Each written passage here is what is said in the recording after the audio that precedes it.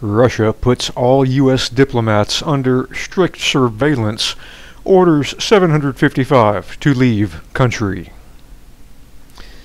By Sorcha Faal, July 31, 2017. WhatDoesItMean.com.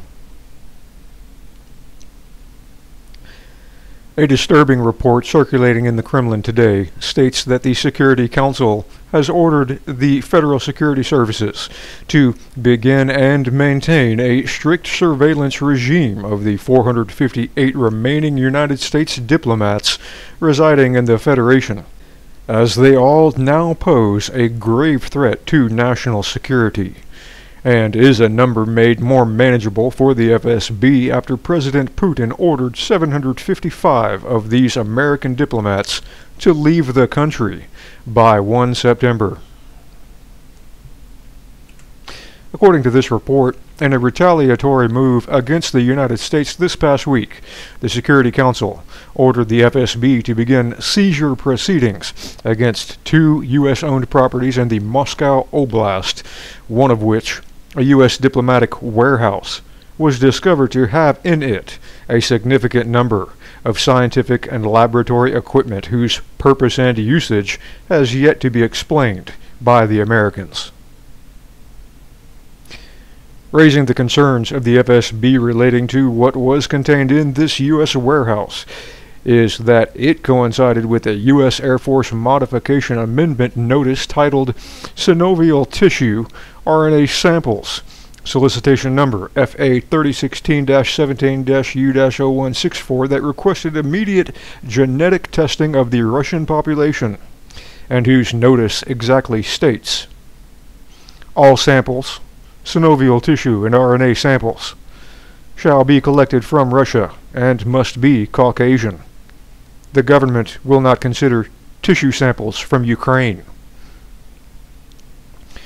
Critical to note about this U.S. Air Force notice is it specifically targeting Caucasian white Russians, whose majority in the Federation population are Orthodox Christians as opposed to non-Caucasian Russians, who are majority Muslim and Asian races, and leading Igor Nikulin, a former member of the U.S. Commission on Biological Weapons, to warn that RNA samples can be used to develop viruses, and his stating, quote, "New types of biological weapons are being developed.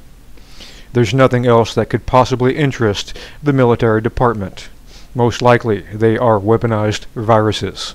The U.S. is trying to develop various types of biological weapons specifically for specific carriers of this gene pool, and Caucasoids are needed since they constitute the majority of the population of our country.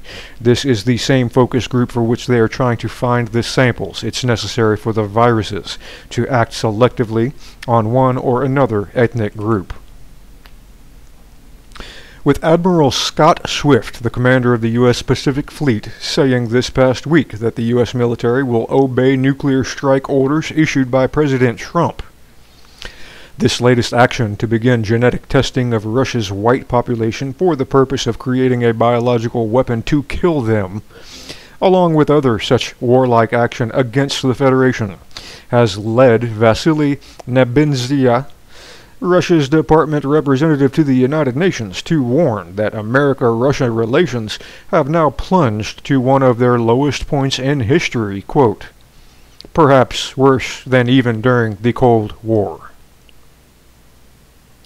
Other warlike actions being committed by the Americans against the Federation include a new sanction law designed to destroy Russia's natural energy industry, mining industries, railway companies, and banking structures that the U.S. is unable to do on its own and has instead chosen to attack the European Union in order to accomplish, but that German Minister for Economic Affairs and Energy, Brigitte Zypries, warned is against all international laws, with her further stating that, quote, "America cannot fine German companies for doing business in another country."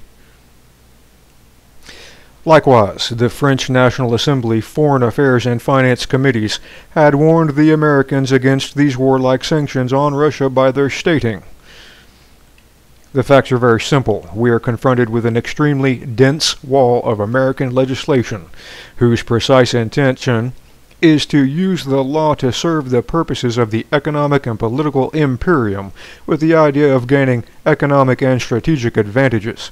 As always in the United States, that imperium, that normative bulldozer operates in the name of the best intentions in the world, since the United States considers itself a benevolent power. That is a country that can only do good.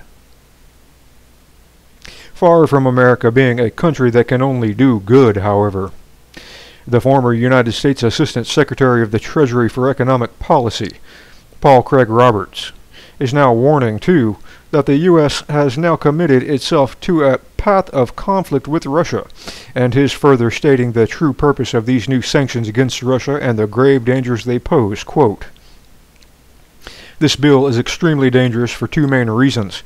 One, it prevents President Trump from ever normalizing relations with Russia, and as we all know, the tensions now are very high. In my opinion, they are higher than they ever were during the Cold War. The only reason the bill is extremely dangerous is the economic pressure it puts on Russia, because it is designed to replace Russian sales of natural gas to Europe with American sales. So it harms the ruble, harms the Russian economy, and further isolates Russia from Europe. This is the kind of economic pressure that leads to war." As the FSB begins its strict surveillance regime against all remaining U.S. diplomats, their families, and all of their associations, the American people remain under a total media blackout to keep them from knowing the truth about what is now occurring, most specifically that these U.S. sanctions are said to be because Russia hacked the U.S. election.